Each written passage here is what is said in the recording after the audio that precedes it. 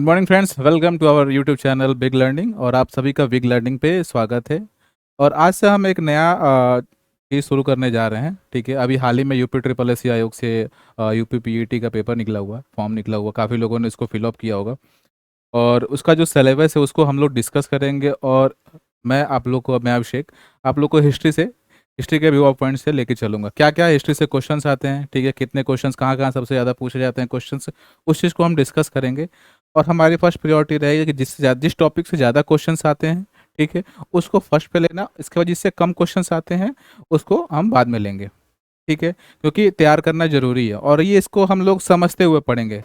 ठीक है, कॉन्सेप्ट और फैक्ट दोनों को मिक्स करके हम लोग पढ़ाई करेंगे, क्योंकि अगर मान के चलो, अगर कॉन्सेप्ट हमारा क्लियर है कुछ टॉपिक्स का, ठीक है, तो वो चीज़ें हमारे लिए आसान हो जाएगी। हम फैक्ट पढ़ेंगे तो फैक्ट हमारा याद होगा। मान लो कोई क्वेश्चंस आते हैं, अगर हमारा फैक्ट हमको नहीं पता, ठीक है, लेकिन अगर हमारा कॉन्सेप्ट अगर क्लियर है तो हम उस चीज़ को कर सकते हैं। ठीक है, तो इसलिए हम लोग धीरे धीरे इस चीज़ को स्टार्ट करेंगे। और आप लोग के सामने देखो, यूपी ट्रिपल एस आयोग है, उसका जो सिलेबस है हिस्ट्री का, ठीक है, हिस्ट्री से क्या क्या पूछा जाएगा, ठीक है, वो सारी चीज़ें यहाँ के आपके सामने दिख रही हैं। पहला टॉपिक क्या है? Indian history. उसने क्वेश्चन पहला उन्होंने क्या दिया है? Indian history. ठीक है, उन्होंने लिखा इंडियन हिस्ट्री। इंडियन हिस्ट्री में उन्होंने क्या क्या कह रहे हैं कि क्या क्या पढ़ना है भाई आपको? सिंधु सभ्यता, वैदिक, बौद्ध धर्म। और बौद्ध धर्म में क्या? सिर्फ जीवनी और शिक्षाएं, बौद्ध की जीवनी और शिक्षाएं। जैन धर्म में महावीर की जीवनी और शिक्षाएं। फिर मौर्य में सिर्फ और सिर्फ अशोक को पढ़ना है। गुप्त वंश में समुद्रगुप्त और चंद्रगुप्त द्वितीय। फिर हर्षवर्धन, फिर राजपूत काल, फिर सल्तनत, फिर मुगल, मराठा। और यहाँ से देखो, ये तो हो गया हमारा इंडियन हिस्ट्री का पार्ट। ठीक है, और यहाँ से स्टार्ट हो जाता है हमारा नेशनल मूवमेंट। नेशनल मूवमेंट भी दो दो हम प्रकार से पढ़ेंगे। ठीक है, एक अर्लियर एक और एक मॉडर्न। ठीक है, मतलब एक हम स्टार्ट करेंगे, ठीक है, 1757 से 1857 तक, और एक स्टार्ट करेंगे हम लोग 1857 से लेके 1947 तक। ठीक है, लेकिन इसको भी हम दो पार्ट में पढ़ेंगे। ठीक है, 1857 से लेके 1900 तक, और फिर 1900 से लेके, ठीक है, 1947 तक। ठीक है, नेक्स्ट क्या है कि ब्रिटिश राज की अभ्युदय और प्रथम स्वतंत्रता संग्राम। ठीक है, अब देखो, ब्रिटिश राज का अभ्युदय और प्रथम स्वतंत्रता संग्राम। ठीक है, और दूसरा टॉपिक क्या कहता है कि ब्रिटिश राज की सामाजिक आर्थिक प्रभाव, कि ब्रिटिश का इकोनॉमिक और सोशल क्या इम्पैक्ट पड़ा हमारे भारत पे। ठीक है, इसके बाद क्या कहता है कि राष्ट्रीय आंदोलन में, कि भारतीय स्वाधीनता आंदोलन के प्रारंभिक वर्ष, मतलब प्रारंभिक वर्ष के इन द सेंस कि इसका स्टार्ट क्या कर रहा है? 1857 से स्टार्ट कर रहा है। ठीक है, फिर स्वदेशी और सविनय अवज्ञा आंदोलन, फिर महात्मा गांधी से रिलेटेड और नेताओं की भूमिका, फिर क्रांतिकारी आंदोलन, और फिर संशोधन और भारत छोड़ो आंदोलन से ये हमारा हिस्ट्री का टॉपिक कंप्लीट होगा। ठीक है, अब देखो, इतना सारा कुछ दे दिया, लेकिन क्वेश्चन सबसे ज्यादा इसको दो पार्ट में पढ़ने का इसलिए बोल रहा हूँ कि क्वेश्चन जो, अगर मान के चलो कि अगर क्वेश्चन हिस्ट्री में अगर आता है, या अगर 4 आए क्वेश्चन या 5 क्वेश्चन है, ठीक है, तो अगर 5 क्वेश्चन भी आता है ना, तो वो 5 नंबर का क्वेश्चन है, 5 नंबर का हमें हिस्ट्री आनी है। ठीक है, अब इसमें से हमें वो टॉपिक पढ़ना है, ठीक है, जो इससे हम क्वेश्चंस को कर सकें। ठीक है, तो स्टार्ट करेंगे हम यहाँ से, ब्रिटिश राज की अभ्युदय और प्रथम प्रथम स्वतंत्रता आंदोलन से। ठीक है,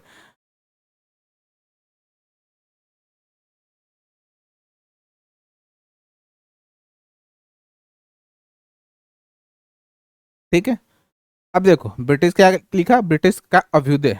ठीक है, तब 1757 में, ठीक है, बैटल ऑफ प्लासी होता है। ठीक है, बैटल ऑफ प्लासी के बाद से क्या होता है?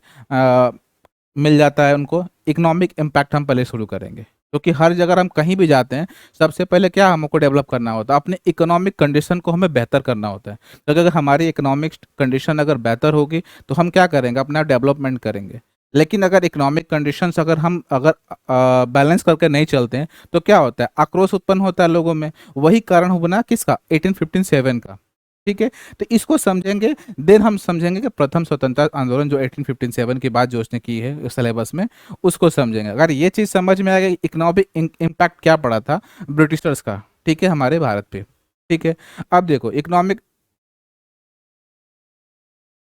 ठीक है, अब देखो इसमें हमें पढ़ना क्या है? ठीक है, फेजेस हमें पता है क्या क्या क्या फेजेज में क्या क्या चेंजेस हुए, इकोनॉमिक डेवलपमेंट क्या हुए, सोशल डेवलपमेंट क्या हुए, कल्चरल डेवलपमेंट क्या हुए।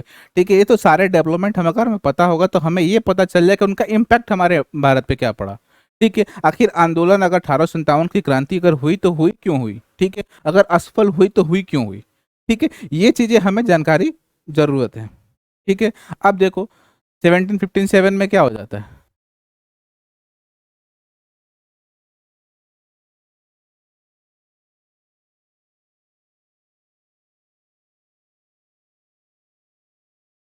1757 में क्या होता है, बैटल ऑफ प्लासी।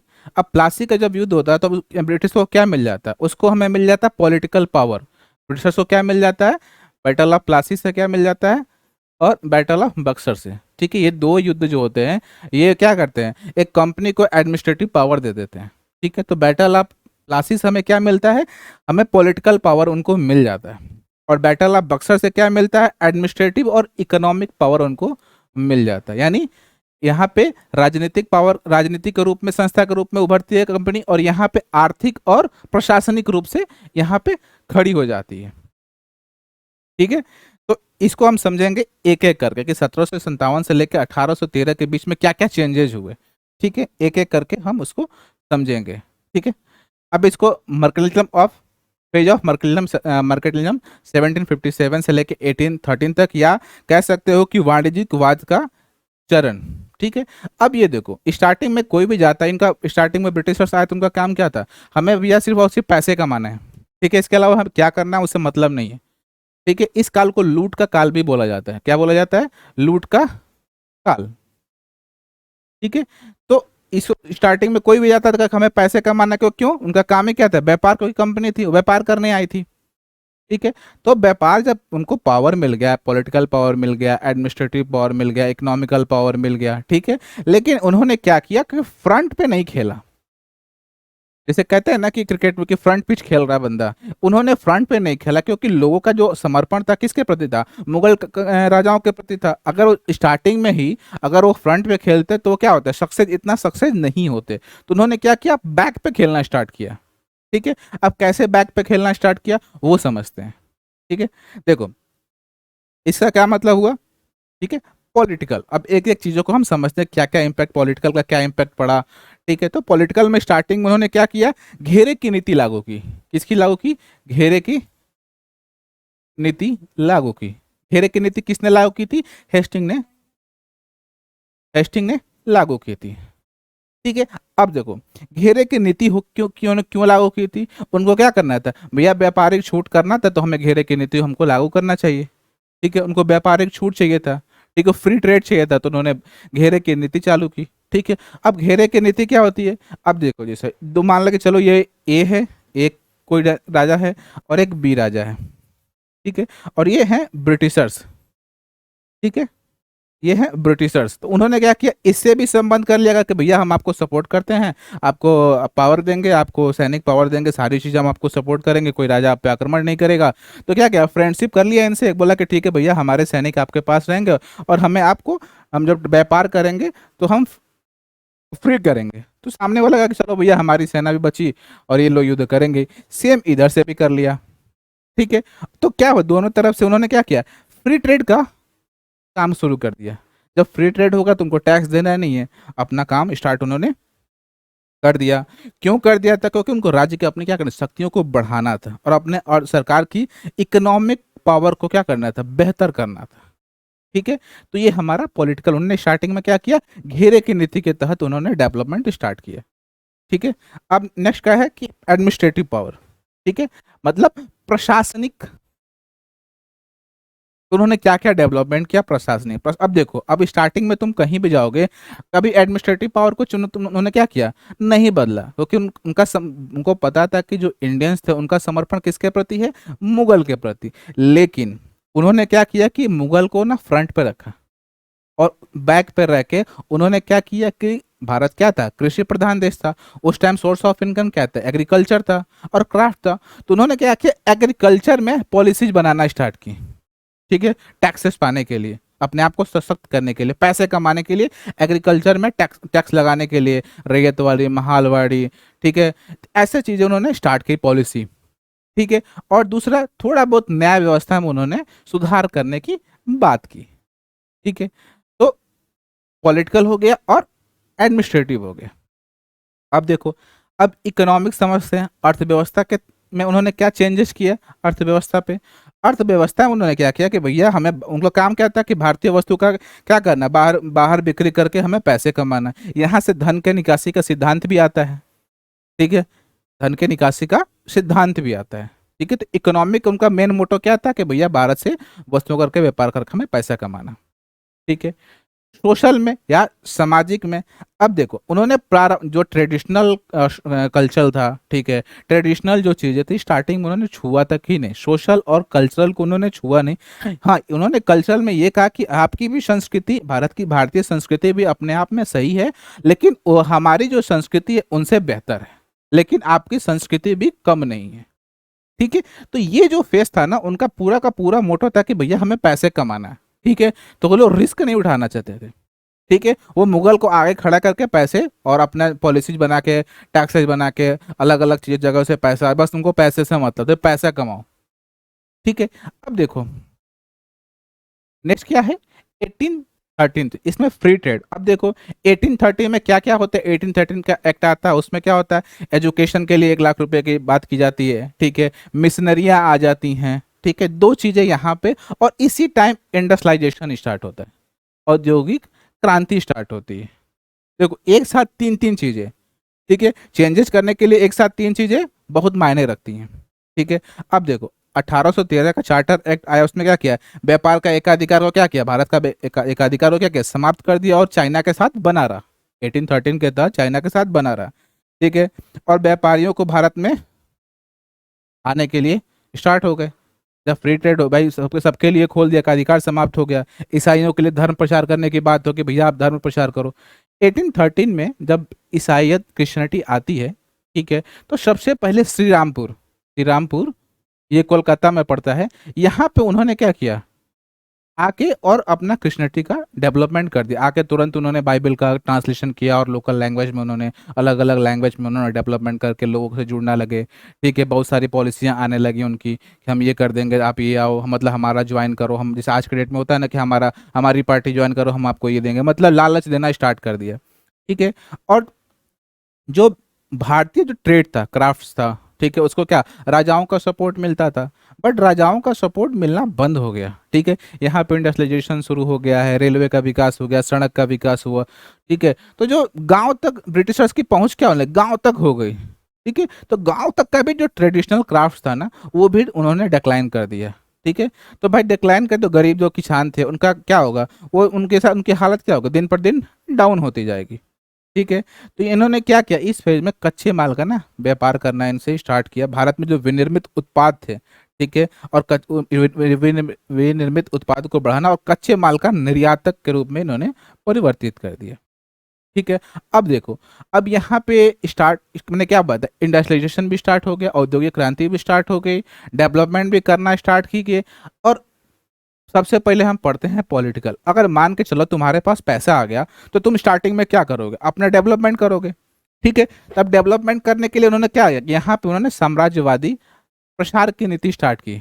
अपना क्या करने लगे, प्रसार करने लगे, अपना डेवलपमेंट करने के, भैया अब हमें अधिक से अधिक राज्यों को अपने अंडर में करना, तभी तो हम अपना धंधा करेंगे, ठीक है। जैसे अभी आज आज के डेट में भी बहुत सारी कंपनियां आती हैं, तो अगर जहाँ से पहुँच होगी, ठीक है, जैसे टाटा नैनो स्टार्टिंग में आई, ठीक है, कुछ डिफॉल्ट हुए, फिर उसके चेंज हुए, बहुत सारी चीज़ें उनके गांव गांव में लोगों को पता है, ठीक है। स्टार्टिंग में जैसे नोकिया, आज के डेट में लोग क्या बोलते हैं, सिम के बारे में वोडाफोन या कोई नहीं जानता था, लेकिन हाँ नोकिया का फ़ोन है, नोकिया का, क्योंकि उन्होंने ग्राउंड लेवल तक उनको पकड़ना अपना स्टार्ट किया, अपने प्रसार करना स्टार्ट किया, ठीक है। अब हेस्टिंग ने यहाँ विस्तारवादी नीति, अब मतलब अपने समाज का ना विस्तारवाद की नीति अपनाई थी हेस्टिंग ने, ठीक है। अब यहाँ उन्होंने विस्तारवादी नीति अपनाने के लिए क्या किया था, डॉक्ट्रिन ऑफ लैप्स का भी स्टार्ट कर दिया था, ठीक है, मतलब व्यापकता का सिद्धांत इन्होंने पॉलिटिकल के तहत डॉक्ट्रिन ऑफ लैप्स का इन्होंने स्टार्ट कर दिया था।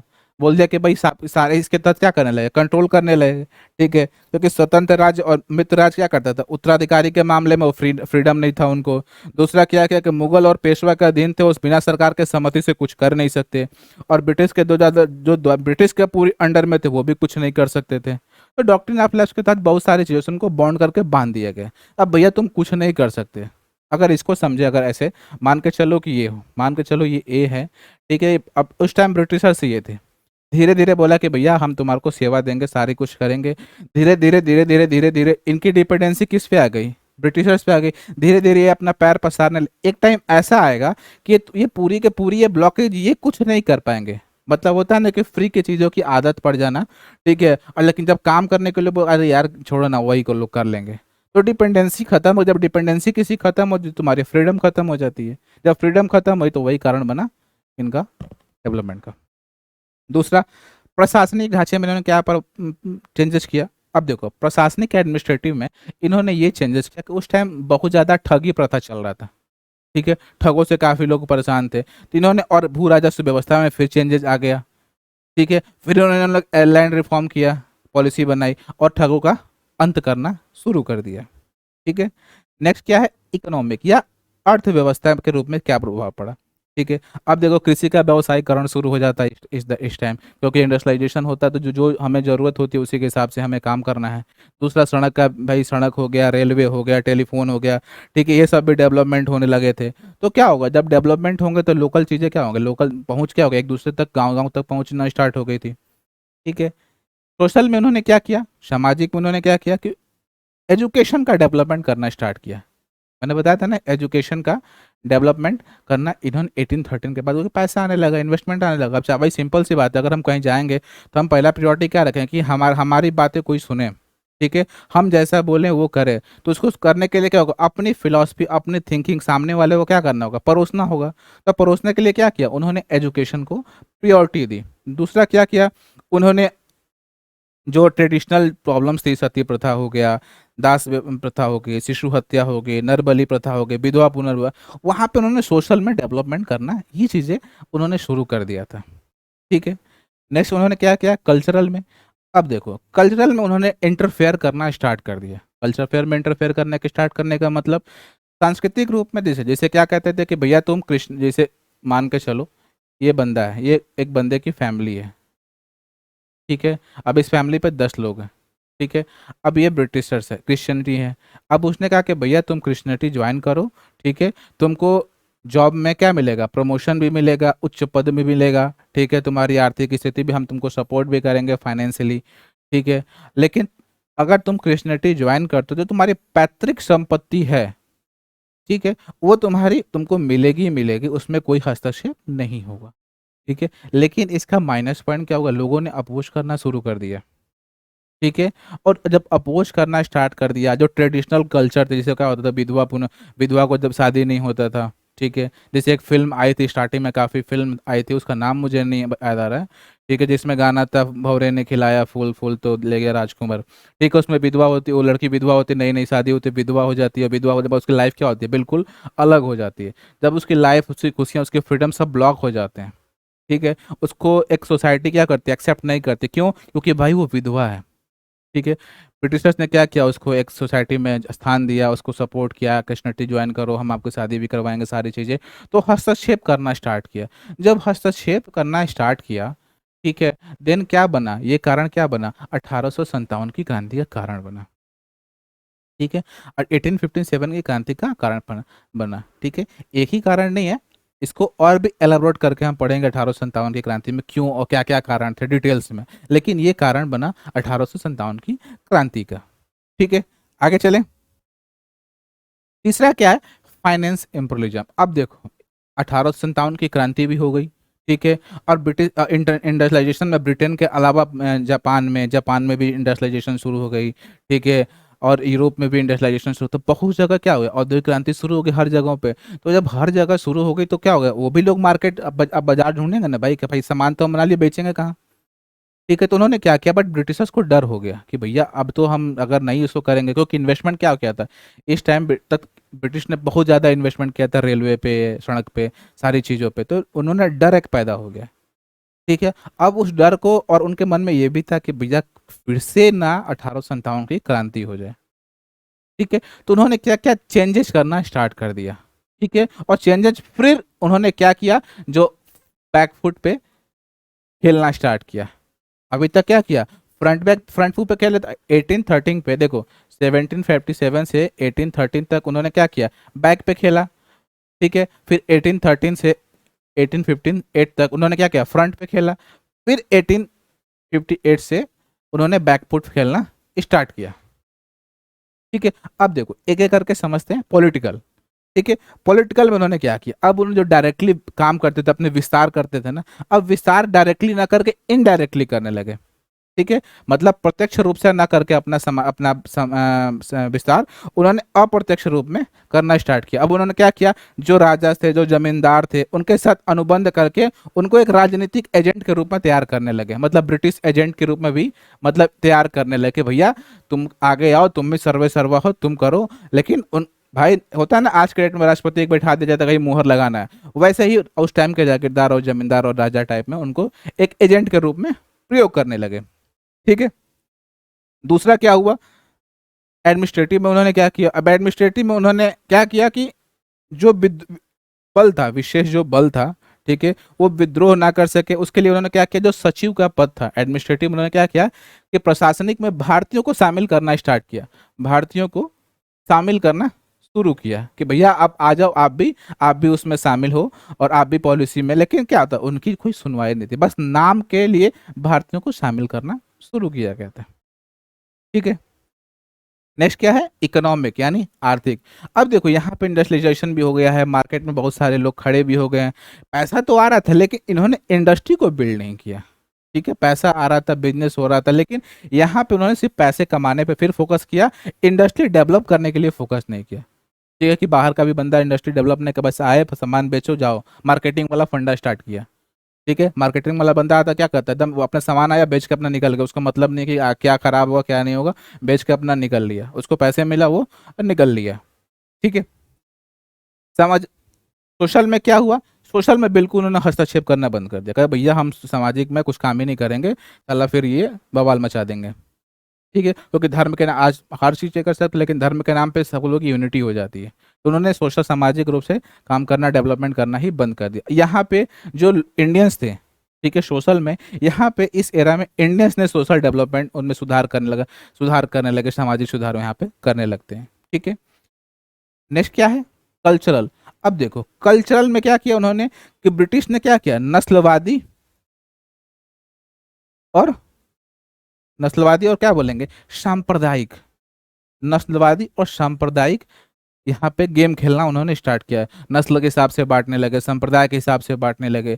ठीक है। और ये जब बांटने लगे ना, तो 1857 की क्रांति के दौरान लोगों में क्या होगा, तो लोगों को पता चले कि हाँ भैया ब्रिटिश का मेन चेहरा क्या है। ठीक है। बांटो राज करो की नीति उन्होंने करना स्टार्ट किया। तो ये कहीं ना कहीं कारण बना, ये सारे कारण क्या बने, राष्ट्रवाद को जन्म देने के कारण बन गए, नेशनलिज्म को करने के कारण बन गए। ठीक है। क्योंकि जनजातीय आंदोलन भी हो गया था, किसान आंदोलन भी हो गया था, इंडियंस में समाज सुधार भी करने लगे थे, जो एजुकेशन, जो शिक्षा उनको डेवलपमेंट हुआ था, जो शिक्षित समाज था, वो भी अब क्या कहते हैं, भारतीय लोग अपने लोगों के लिए डेवलपमेंट के सोचने लगे थे। ठीक है। और फिर गांधी आते हैं तो फिर आधुनिक राष्ट्रवाद का विकास होने लगता है, फिर डेवलपमेंट धीरे धीरे चेंजेस स्टार्ट हो जाता है। ठीक है। तो ये उसका इकोनॉमिक इम्पैक्ट था। ठीक है, कि क्या क्या इकोनॉमिक इम्पैक्ट की वजह से प्रॉब्लम्स क्रिएट हुई थी। ठीक है। नेक्स्ट पॉइंट क्या है, अब देखो लैंड रेवेन्यू पॉलिसी। ठीक है। इसका सबसे बड़ा रोल था इकोनॉमिक पॉलिसी को इफेक्ट करने के लिए, क्योंकि भाई ब्रिटिश भारत क्या था, कृषि प्रधान देश था। ठीक है। अब जब कृषि सब कुछ है, तो भाई उन्होंने टैक्स करने के लिए क्या किया, इस चीज को उन्होंने फोकस किया, फर्स्ट प्रायोरिटी इसी को दी। ठीक है। तो इन्होंने क्या किया, स्टार्टिंग में क्या होता है, 1765 में इलाहाबाद की संधि होती है। इलाहाबाद की संधि के तहत क्या होता है, बंगाल बिहार उड़ीसा के इनको तो क्या मिल जाती है, दीवानी मिल जाती है। फिर उन्होंने 70-71 में जो तक क्या करते हैं, जो ट्रेडिशनल व्यवस्था थी उनकी इंडियंस की, वो चालू रखते हैं। लेकिन जब पैसे की इनकम कुछ ज़रूरत बढ़ जाती है, ठीक है, हम जा रहे हैं कहीं पे, अगर मुझे लगता है कि हमें और पैसे की ज़रूरत है, मान के चलो अगर 10,000 रुपये मंथली हम खर्चा कर रहे हैं, अचानक 2-3 दिन बाद क्या होगा कि 12,000 13,000 धीरे धीरे क्या होगा, बढ़ने लगेगा। जब बढ़ने लगेगा तो हम क्या करेंगे, हम सोर्स ऑफ इनकम सोर्स ढूंढेंगे ना, कि भैया पैसे कमाना है, चाहे पैसे हम कैसे उसको लाएं, चाहे अर्निंग करें। तो उन्होंने क्या किया, 70-71 में इन्होंने अपनी आर्थिक स्थिति को मजबूत करने के लिए, अपने आर्थिक व्यय को, मतलब अपने पैसे खर्चे को मेंटेन करने के लिए उन्होंने क्या किया, यहाँ पे चेंजेस करना स्टार्ट किया। ठीक है, अब देखो 1772 में, 1772 में ध्यान देना, 1772 में वॉरेन हेस्टिंग क्या करता है, इजारेदारी व्यवस्था का अपनाता है, इजारेदारी व्यवस्था लाता है। क्वेश्चन सबसे ज़्यादा इसी से पूछा जाता था, लेकिन कभी कभी इजारेदारी से व्यवस्था से क्वेश्चन पूछा जाता है। ठीक है, इजारेदारी व्यवस्था के तहत क्या होता है, ठेके पे देना। आज भी हम जैसे होता है ना कि ठेके पे देते, अगर मान लो किसी को ठेके पे देते हैं काम, जो ठेके पे काम लेता है क्या करता है सही से, बिल्कुल नहीं। ठेकेदार लोग क्या करते हैं, एक ही सड़क को 10 साल बनाते हैं, 10 बार बनाएंगे और उससे पैसे अर्निंग हो। सेम कंडीशन हुई हुआ, उन्होंने क्या किया कि ठेके पे 5 वर्ष के बंगाल में उन्होंने क्या क्या स्टार्ट किया, 5 साल के लिए ठेके पे दे दिया। ठीक है, अब 5 साल के लिए ठेके पे दे दिया तो उन्होंने क्या किया, शोषण करना स्टार्ट कर दिया किसानों का, क्योंकि उनको पता था कि चलो भैया आज तो हमने ऊंची बोली लगा के खेत ले लिया, ठीक है, लेकिन उसका फायदा तो हमें भी मिले। हम जितना पैसा इन्वेस्ट किए हैं वो पैसा हमें तो मिले, तो क्या करें, वो किसानों का शोषण करने लगे, क्योंकि जितने जो बोली लगाएगा वो एग्रीकल्चर वाला बंदा तो लगाएगा नहीं, जिसको कृषि का नॉलेज ही नहीं है, वो लोग भी लगाने लगे। तो उनको सिर्फ जब लगाने लगे तो उनको पैसे कमाने से मतलब था, उनको ये मतलब नहीं था कि पैसा कहाँ से आ रहा, कि भाई फसल खराब हो गई, चाहे मौसम खराब हो गया, चाहे ए टू जेड कुछ भी प्रॉब्लम्स आ गई, लेकिन उनको पैसे कमाने से मतलब। तो उन्होंने क्या, किसानों का फिर शोषण करना स्टार्ट कर दिया। तो किसानों की स्थिति दिन पर दिन क्या होते लगी, डाउन होते लगी। ठीक है, फिर आता है परमानेंट सेटलमेंट या जमींदारी। ठीक है, जमींदारी सिस्टम। अब देखो जमींदारी सिस्टम को क्या होते हैं, मालगुजारी भी बोलते हैं, परमानेंट सेटल भी बोलते हैं, इस्तमरारी भी बोलते हैं। ध्यान देना, इस्तमरारी और इजारेदारी दोनों में डिफरेंट है। ठीक है, इजारेदारी वॉरेन हेस्टिंग ने स्टार्ट की थी, इस्तमरारी कॉर्नवालिस ने स्टार्ट की थी। ठीक है, इसने क्या किया कि 10 साल के लिए स्टार्ट कर दिया, ये जो परमानेंट सेटलमेंट है इसको 10 साल के लिए स्टार्ट कर दिया कि भैया 10 साल के लिए हम तुमको स्टार्ट कर देंगे। ठीक है, इसमें क्या होता था कि 10/11 और 1/11, यानी 89 रुपीज़, 100 रुपये में से 89 रुपीज़ कहाँ जाता था, कंपनी के पास, 11 रुपये किसके पास, जो जमींदार होता था, जो बोली लगाता था, उसके पास। ठीक है, अब देखो यहाँ क्या प्रॉब्लम्स स्टार्ट हुई। अब यहाँ 11 रुपये देना है भैया, 89 रुपीज़ तो ले लिए। जो अब जो किसान था वो क्या करता था कि भैया इन्होंने जमीन ले लिया, अब ये क्या करते थे, किसानों को देते भैया तुम अब खेती करो। तो किसान खेती करने के लिए क्या करता था, भाई महाजन से या साहूकार से क्या करता था, लोन लेता था।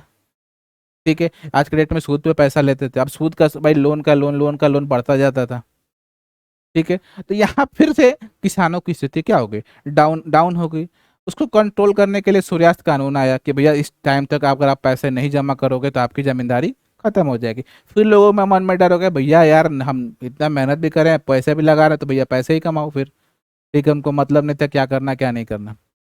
ठीक है, तो फिर यहाँ पे सूर्यास्त कानून आया, उसका बैकफुट ये हुआ कि किसानों की स्थिति बहुत ज़्यादा डाउन हो गई। जो कि जमींदार थे अपने आप को बढ़ गए, क्योंकि वो पैसा नहीं भी देते, पैसा रख लिए, बोल दिए कि भैया हम नहीं दे पाएंगे, तो क्या होगा, उनकी जमींदारी छीनती थी। लेकिन फिर किसी घर के मेंबर को लग जाओ भैया बोली लगाओ, फिर तुम अपना अपने अंडर में कर लेते थे। तो यहाँ पे प्रॉब्लम्स, ब्रिटिशर्स को नुकसान हुआ। ठीक है, कहाँ कहाँ था, बंगाल, बिहार उड़ीसा में। ठीक है, और ध्यान देना गाजीपुर और वाराणसी में, गाजीपुर और वाराणसी में, ये यूपी के दो हैं, क्वेश्चंस कभी कभी पूछता है कि कहाँ पे। ठीक है, तो यहाँ पे ये चीज़ें स्टार्ट हुई थी। दूसरा, रैयतवाड़ी सिस्टम। दूसरा क्या है, रैयतवाड़ी सिस्टम। रैयतवाड़ी सिस्टम क्या था, मुनरो और रीड थे। ठीक है, मुनरो ने क्या किया था कि इसका जन्मदाता भी बोलते हैं, मुनरो ने क्या किया, मद्रास में स्टार्ट किया। रीड ने 12 महल की पहाड़ियों में इस चीज़ को स्टार्ट किया।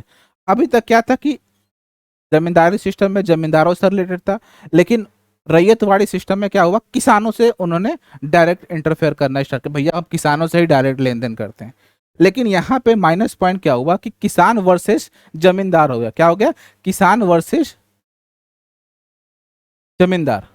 ठीक है, तो प्रॉब्लम हो गया, क्योंकि भैया जमींदार क्या करते, किसान क्या करते, जमींदारों से पैसे लेते थे। तो एक दोनों में खेमा बन गया और दोनों एक दूसरे पे क्या हो गए, प्रॉब्लम्स क्रिएट होने लगे। ठीक है, तो ये इसका माइनस पॉइंट हुआ। ठीक है, ये 50 जो था, 51% भारत का 51% हिस्सा था। ठीक है, नेक्स्ट क्या है, महालवारी सिस्टम। अब देखो महालवारी सिस्टम क्या था, महाल मतलब 30% हिस्सा आता है, इसमें पंजाब और यूपी आता है। ठीक है। अब इसने क्या किया कि मार्टिन बर्थ साहब थे, इन्होंने क्या किया कि पहली बार गांव को सेलेक्ट किया कि भैया इस गांव से लेना है। उसके एटलस बनाया कि इतने देर उसमें खेती है, और इसको पंजीकरण कर दिया और फिर गांव के मेन आदमी को खड़ा कर दिया कि भैया गांव से ही हम पूरा गांव का टैक्स लेंगे। ठीक है, मानचित्र के हिसाब से देख लिया कि हाँ इतनी जमीन है, हाँ इतनी जमीन का इतना टैक्स हुआ।